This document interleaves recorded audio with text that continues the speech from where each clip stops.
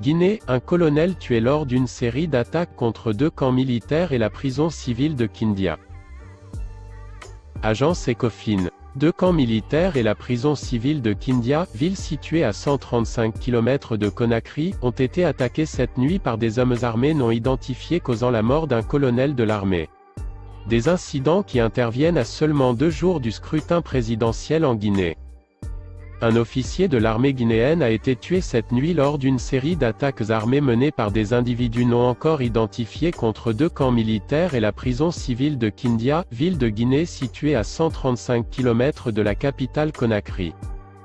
Dans la nuit du jeudi 15 au vendredi 16 octobre 2020, des hommes armés ont ouvert le feu dans l'enceinte du camp militaire de Samoria à Kindia, blessant mortellement le colonel Mamadi Condé, commandant du bataillon spécial des commandos en attente de Samoria BSCA, fait savoir un communiqué du ministère de la Défense. Précisant toutefois que « les forces de défense ont immédiatement réagi pour sécuriser le camp et ses environs ». Selon les médias locaux, les assaillants ont tenté de prendre le contrôle du camp, faisant également plusieurs blessés parmi les militaires. Le magasin d'armement de la caserne aurait été défoncé, des armes emportées, ainsi que des véhicules pick-up. Une information non confirmée par les autorités. Les assaillants auraient également attaqué le camp Kémé Bourema, une autre caserne de la ville où ils auraient également tenté de tuer le général Ibrahim Khalil Condé, commandant de la première région militaire qui a échappé de justesse à cette cible d'attaque, ont indiqué d'autres sources médiatiques locales. La prison civile de la ville aurait aussi subi une attaque. Un garde pénitentiaire aurait été blessé par balle et des prisonniers se seraient évadés.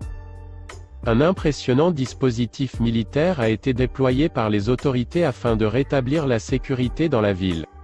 La situation est sous contrôle à Kindia. Des enquêtes sont ouvertes et les ratissages se poursuivent, rassurent les autorités guinéennes.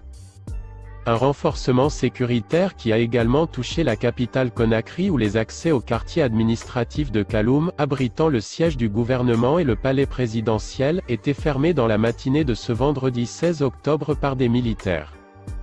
Ces incidents interviennent à seulement 2 jours du scrutin présidentiel prévu le 18 octobre en Guinée dans une atmosphère politique relativement tendue. Une élection qui verra le déploiement d'une centaine d'observateurs de la CEDEAO et de 16 experts à long terme.